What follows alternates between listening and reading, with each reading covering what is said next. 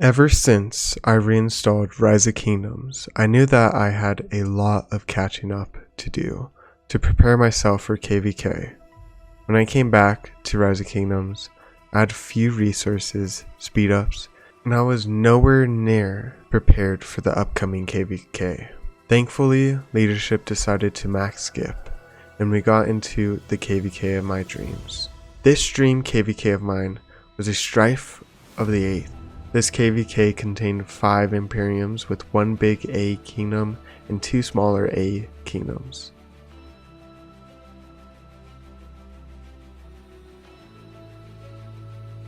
At the end of diplomacy, it was decided that the KvK would be a 3v5.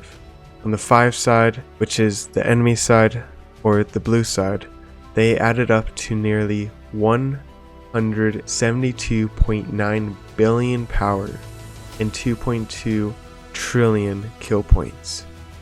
As for our side, the red side, we combined together for 92.5 billion power and 2.3 trillion kill points. Like I said, these fighting kingdoms were split up into 2 powerhouse allies. On the opponent's side, we have Campfire, Earth, Water, Greenwood, and finally Thunderbolt. These camps contain some of the most recognizable and mighty high A kingdoms that just reached Imperium this KvK. The first will be the infamous Imperium, Kingdom 2000, in Campfire. At Camp Earth, there is the Imperium 1228, known for their dominant fighting. In Camp Greenwood, the Kingdom of 2518. They are just going into their second Season of Conquest KvK, so we know that they will be extremely active and will be coming out in numbers. In Camp Water, the Kingdom 2194, and finally in Camp Thunderbolt, Kingdom 2170.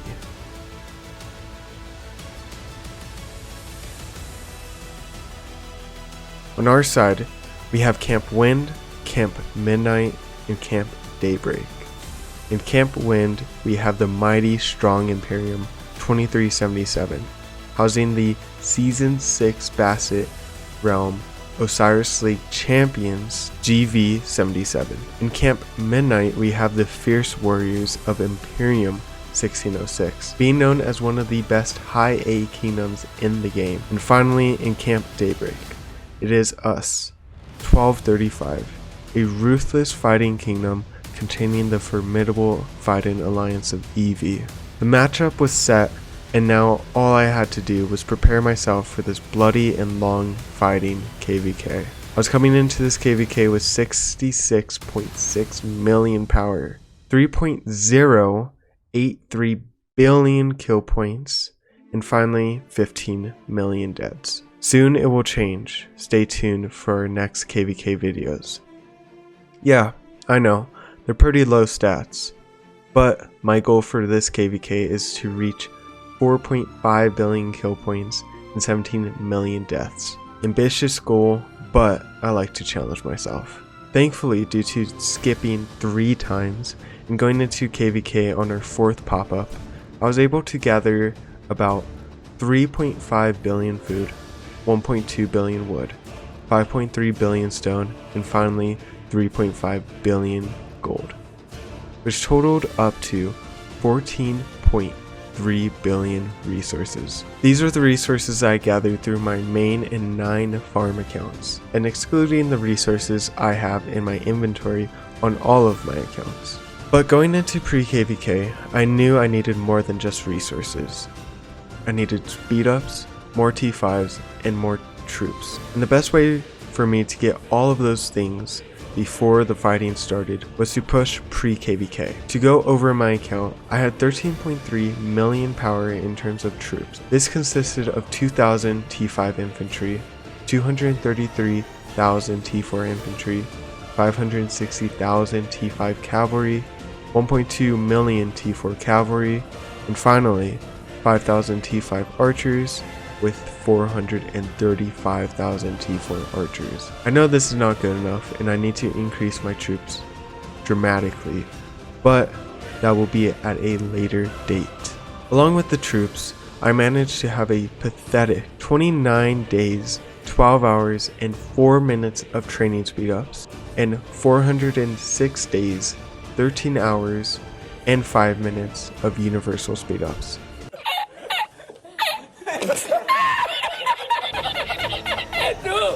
I was only able to get 171 million food, 185 million wood, 126 million stone, and about 33.1 million gold in my resource bag. Along with that, I was able to raise up 15,530 level 1 resource packs and 30,514 level 2 chests. Finally, I don't want to just improve on these two factors of my account. I had 91.81 legendary choice materials, 22.85 legendary ebony materials, 16.9 legendary iron materials, and finally 37.2 legendary leather materials, which totaled up to 168.77 legendary mats. As I was wanting to improve my open field marches, I needed as many mats as possible, along with gems, so I am able to fully upgrade my 5 March murder ball. With all of this in mind, I decided that Marauders would be the best event for me to go for, as it would let me do everything I wanted before Zone 5 fighting began. Keeping this in mind, I foolishly and regrettably a 48-hour long Marauder-thon livestream, which, well, got to hour 40 and I couldn't go any further. But I was able to finish in the top 15 in the first stage of Pre-KvK with about 4.5 million points and ended with 647 Marauder chests. Through just hitting Marauders, I was able to collect 224,346 level 1 resource chests. As for level 2 resource chests, I currently have 34,661. For general resource tokens, I was able to gain a lot from just hitting Marauders. I ended up with a gain of just over 1 billion total resources. As for speedups, I currently have 73 days, 10 hours, and 55 minutes, which was 49 days, 20 hours, and 50 minutes more than what I started with.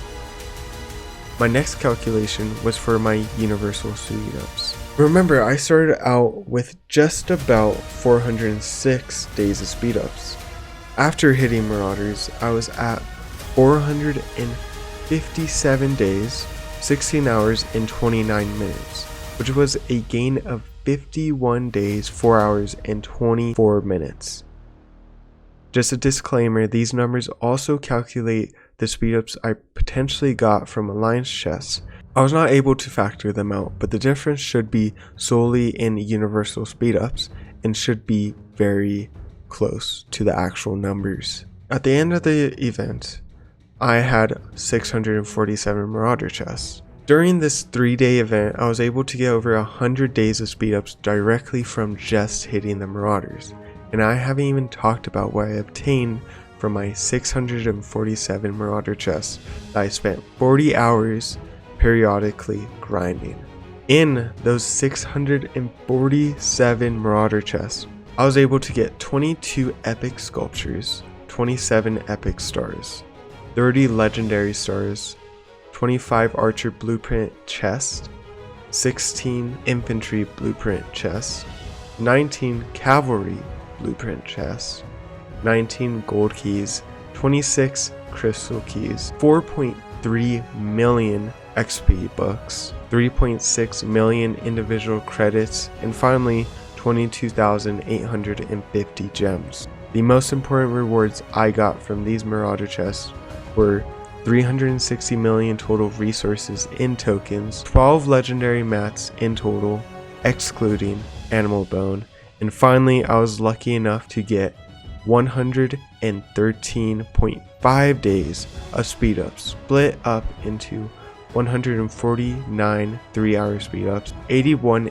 8-hour speedups, 20 24-hour speedups, and finally 16 3-day speedups. This brought me to a total of over 600 days of speedups on my account. After this grind, I felt like I am plenty prepared for the intense fighting to come from my KvK. And I can't wait to use everything I have to reach my challenging self goals for this KvK. I was going to train for pre-KvK, but my kingdom decided not to train as we got our 5th spot, which gave us March speed.